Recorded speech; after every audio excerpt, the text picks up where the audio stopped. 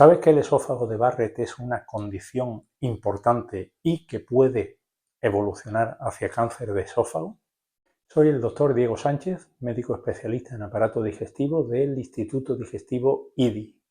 En este vídeo vamos a hablar y vamos a tratar sobre qué es el esófago de Barrett, su diagnóstico, su tratamiento y cómo prevenir a largo plazo la aparición de cáncer de esófago.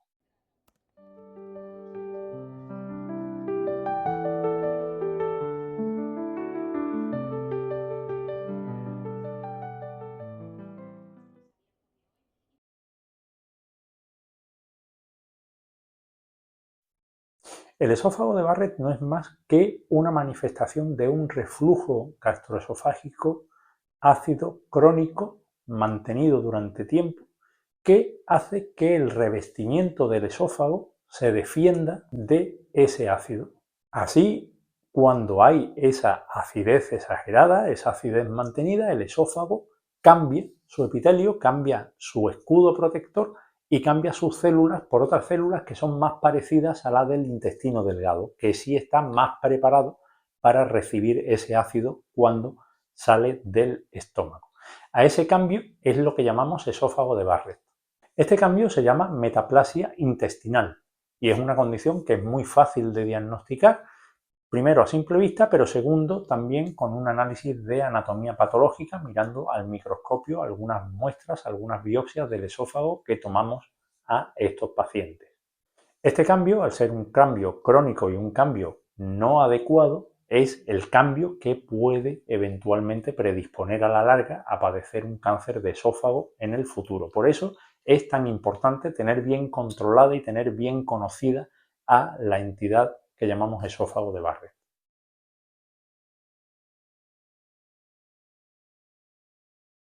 Como digo, las principales causas del esófago de Barrett están relacionadas con la enfermedad por reflujo gastroesofágico crónico, la ERGE. No obstante, otros factores externos, además de esta enfermedad por reflujo gastroesofágico, como es el tabaquismo, el alcohol, la obesidad, también pueden predisponer y ayudar a que este esófago de Barrett aparezca y aparezca además con más virulencia.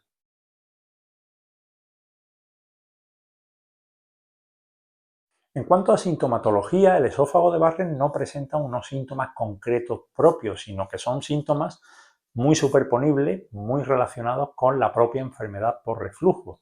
El paciente puede contar ardor, puede contar regurgitación, puede contar síntomas extraesofágicos del reflujo, como son la tos, dolor torácico, ronquera, sensación de asfixia por las noches, etcétera. Son síntomas que nos orientan hacia que pueda haber un reflujo gastroesofágico patológico, pero no son específicos que nos digan que hay debajo un esófago de Barrett. Por eso es muy importante en estos pacientes la vigilancia endoscópica.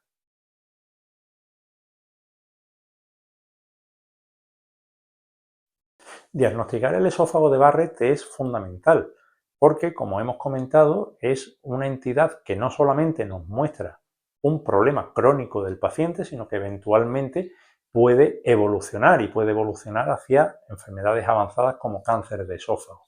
Por eso, no solamente el diagnóstico puntual mediante una endoscopia, sino un seguimiento endoscópico posterior que ahora organizaremos, es absolutamente crucial en este tipo de pacientes. El diagnóstico básicamente se realiza durante la endoscopia. Visualmente podemos ver ciertas alteraciones, como son unas lengüetas de cambio de tejido. Nosotros a la hora de hacer una endoscopia podemos diferenciar muy bien el tejido esofágico del que no lo es, del gástrico, del intestinal, y entonces característicamente el esófago de Barrett muestra unas lengüetas que ascienden de forma irregular, unos islotes de mucosa que son irregulares precisamente porque el reflujo es irregular y asciende como si fuera una llamarada.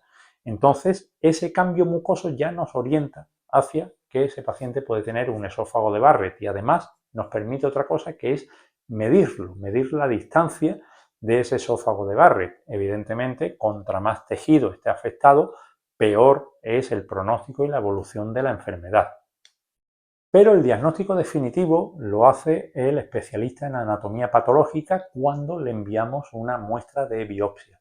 Cada vez que vemos que tenemos la sospecha de un esófago de Barrett hay que tomar biopsias protocolizadas de distintas partes de ese esófago y es el patólogo el que nos va a dar el diagnóstico de la existencia de una metaplasia intestinal.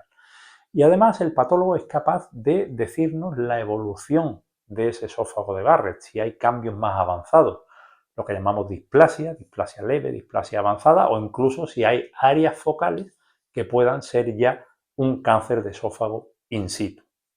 Durante la endoscopia, además, ya prácticamente todos los endoscopios lo llevan incorporado, pero podemos hacer alguna técnica de color, de aplicar un filtro de cromoendoscopia que llamamos para visualizar de forma mejor, de forma con mucho mayor relieve y con mucha mayor precisión esos bordes, con lo cual podemos ser muy precisos a la hora de dar una estimación de esa longitud del esófago de Barrett, pero además podemos ver lesiones, zonas irregulares, zonas diferentes que nos pueden orientar a que esa zona pueda estar algo más predispuesta a la degeneración.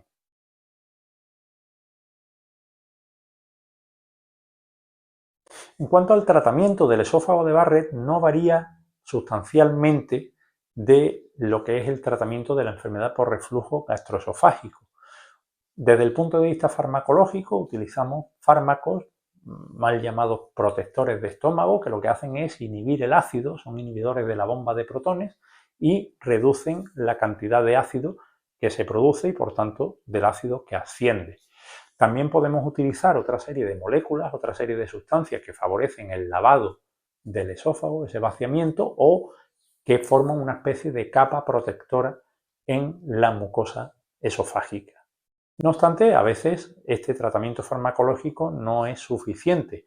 Estamos hablando de una entidad crónica, de una entidad prolongada en el tiempo, con lo cual estos tratamientos deben ser también crónicos y mantenidos en el tiempo.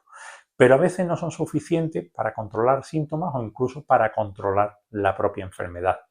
Entonces, se pueden utilizar tratamientos endoscópicos y quirúrgicos para formar una nueva válvula que cierre el paso de ese ácido hacia arriba.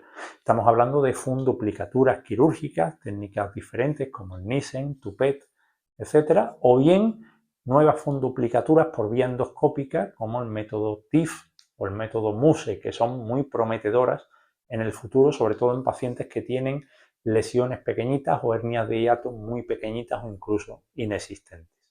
Incluso en pacientes en los cuales exista un Barrett avanzado, aunque no haya llegado ya a degenerar a cáncer de esófago, se puede hacer alguna técnica endoscópica que es la ablación por radiofrecuencia. También se utiliza a veces el gas argón, aunque es más impreciso, pero la ablación por radiofrecuencia es un método terapéutico muy efectivo a la hora de destruir ese tejido, ese epitelio de Barrett. Por tanto, las indicaciones son pacientes que tienen un esófago de Barrett avanzado, en los cuales no hay una degeneración a cáncer de esófago aún, pero sí hay cambios displásticos, cambios que son ya avanzados y que están, llamemos, a las puertas de producir un cáncer de colon en el corto medio plazo. Esta es una técnica que se realiza por vía endoscópica y con una especie de globo, una especie de balón inflado también en alguna placa, se consigue una quemadura de ese tejido, con lo cual la cicatrización posterior de ese tejido será de un tejido sano, de un tejido no alterado por el ácido, no cambiado, con lo cual hacemos desaparecer el esófago de Barrett. Es una técnica muy efectiva en el tratamiento de este tipo de pacientes.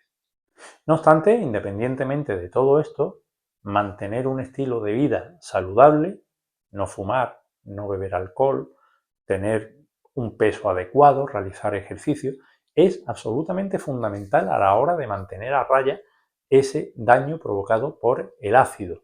Ya podemos dar mucho tratamiento con pastillas o podemos operar a un paciente que si sigue llevando un estilo de vida poco saludable, va a ser muy difícil que ese esófago de Barrett lo podamos controlar. Otro aspecto muy importante es el de la vigilancia endoscópica.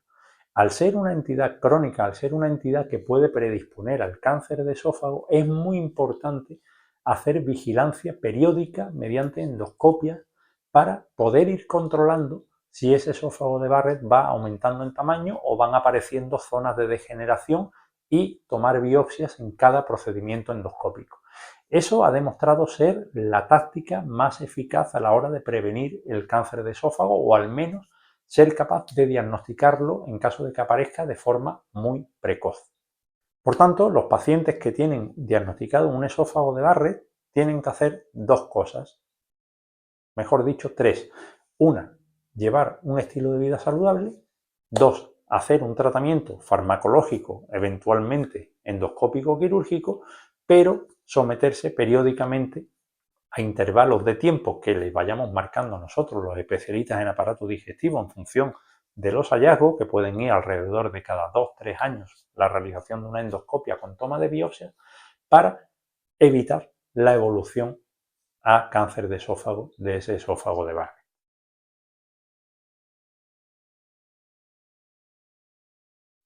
Para resumir, el esófago de Barrett es una condición seria, es una condición importante que no se puede minimizar, que no se puede banalizar. Es una condición que puede derivar a cáncer de esófago. Por tanto, es necesario llevar un estilo de vida adecuado y seguir las recomendaciones de nosotros, de los médicos especialistas en aparato digestivo, a la hora de ofrecer tratamientos que son mantenidos y a la hora de revisarse endoscópicamente. La detección y el tratamiento temprano del cáncer de esófago es la clave para su curación. Nada más, si crees que este vídeo puede ser de utilidad a algún familiar o algún paciente de tu entorno, no dudes en compartirlo. También puedes suscribirte para seguir recibiendo vídeos de prevención, diagnóstico y tratamiento de problemas y enfermedades relacionados con el aparato digestivo. Hasta la próxima.